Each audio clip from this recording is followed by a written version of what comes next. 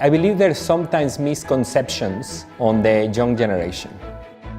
They like to consume a lot.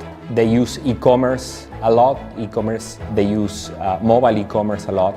But I believe, and something that we have learned, is that this is also the generation of ideas. I think young people in China need to pay attention to what are going to be the skills of the future. They need to look 10 years ahead.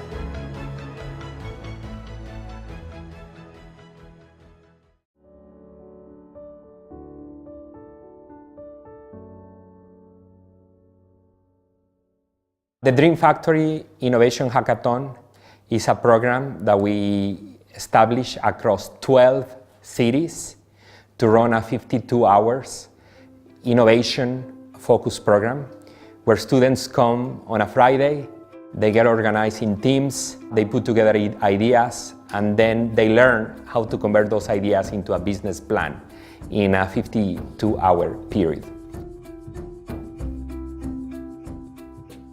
So we run the program in 12 cities with more than 1,400 students participating, representing almost 400 universities across China. There were many programs that I love. Some of the ideas to solve social problems in China, how to provide job opportunities for people with hearing impaired, how to make bathrooms across China cleaner, how to help young people to live stronger lives. So some of the programs that I love were social in nature. And then there were other programs, business through technology, that were very interesting as well. The theme for our program is Innovation Changes Life. This goes to the story of our founders, graduate students getting together to build a company that now is a multinational company offering jobs to thousands of employees, serving millions of customers all around the world. So I really believe that many of the great students that participating in this program are going to be the entrepreneurs and the leaders of large companies in the future. The goal of this program is to inspire the young generation to look at big ideas and to look at entrepreneurship as a potential area of development for them. We are very happy with the results. This is the first year that we do such a large-scale program across 12 cities. The feedback and also the participation of students was bigger than our expectations. Well, this program was inspired by our founders, Bill Hewlett and Dave Packard. They were university graduates that got together to start their own business 80 years ago. So we have a strong inspiration on youth and in innovation. So we really believe that HP could make a positive contribution to the development of young people in China with this program. There were many inspiring projects. First, in the phase one of the competition, we collected over 400 ideas that then were developed. A little more than 100 were developed into projects during November and December. Today in the finale, we were able to see 12 ideas. There were some amazing projects. One team wanted to provide job opportunities for people that are hearing impaired. Another project wanted to connect students with psychological services so that they can improve their lives. And those were two maybe of some of my more favorite projects. I have a follow-up comment. More than a specific project, I was surprised by the willingness of more than 1,400 students to come to this program, to find solutions to existing problems, get together over a 52-hour period to work with their teammates on those solutions. So more than anything, I was really inspired by all those students that participated in the program. Similar to the story of our founders, innovation for HP has enabled for a company to become a global company, to provide jobs to thousands of employees, to make products that benefit the lives of millions of customers. So we strongly believe that innovation and entrepreneurship can really change the world for the better, communities for the better, business for the better. So we wanted to use this theme to inspire the young generation of China to also look for ways to achieve amazing things through innovation.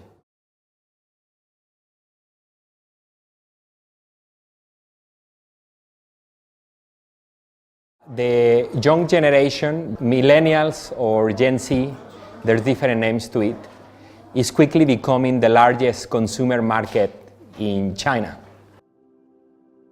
And they are the better adopters of technology.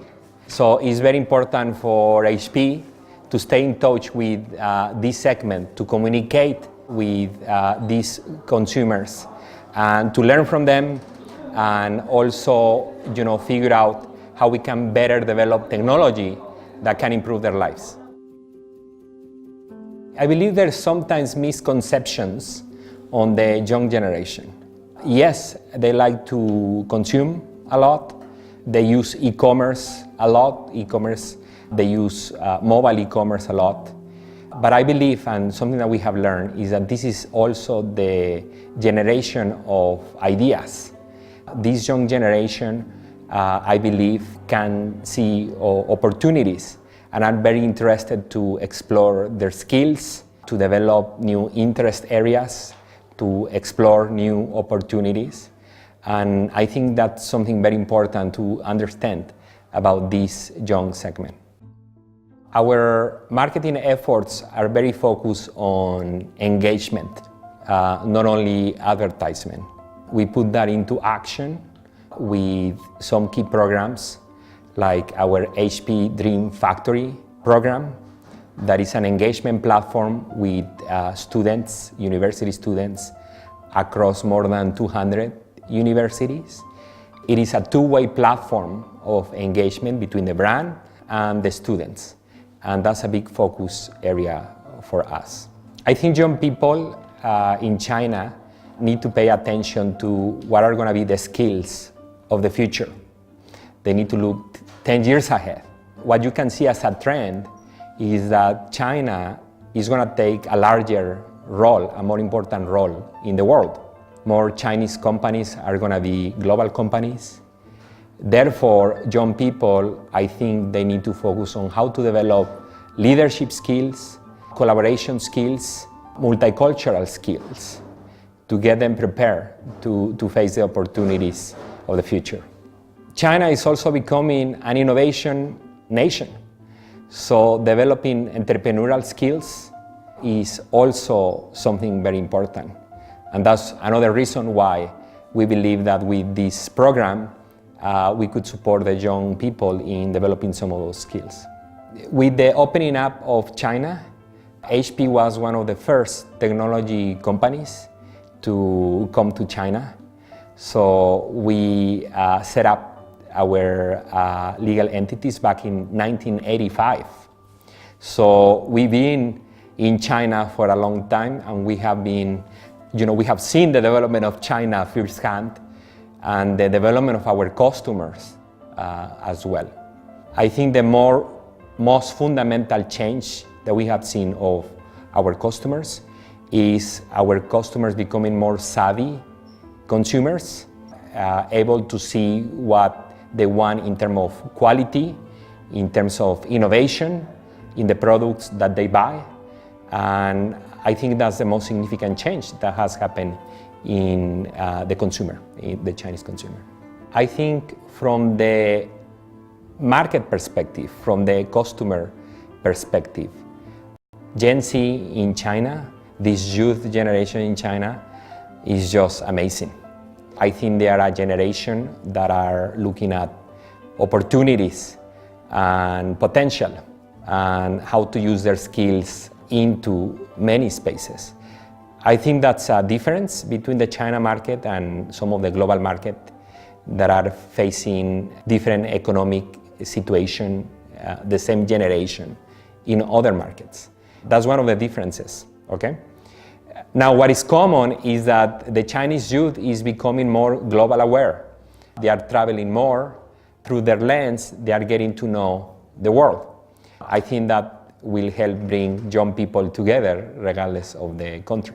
From the marketing perspective, I think as a CMO, China is the most exciting place to be a marketing CMO today, just because of the innovation on technology and new platforms and new ways to stay in touch with customers. I think it was very important to understand consumers in China really want in their products and the services compared to other markets. As an example, in China, the majority of the population lives in big cities. People are on the go, on public transportation. They have busy lives. Therefore, we needed to accommodate some of those trends into the design of our products.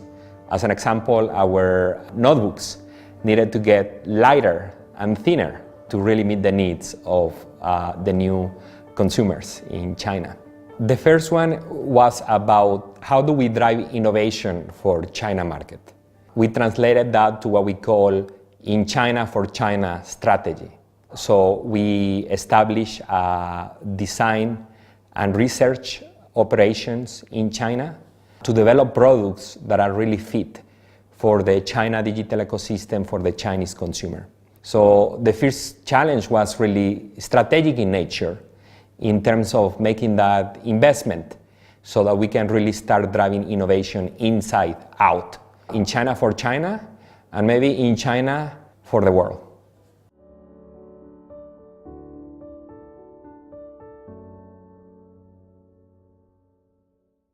Very good question. Strong business acumen, that means understanding very well the business and the brand. Second is, I believe multicultural awareness is very important because you need to understand what's really the inputs and the insights of the customers that you are serving anywhere in the world. I think that's the second skill. And the third important skill now is digital understanding. The new marketing tools, big data, AI, platforms, digital, is something that needs to be understood from the point of view of how you can put those platforms in the service of the brand to find new ways to reach and engage with customers. I think one of the important challenges for the CMO is the generational change in our employees. So this is younger generations joining the workforce. So how do you take the best of that talent as they are in their early careers? I think that's a big challenge. The second challenge continues to be the ROI of marketing, return on investment in marketing. So continue fine-tuning the ways we can demonstrate the value of marketing to the growth of business. It's a challenge of the past and continue to be a challenge in the present.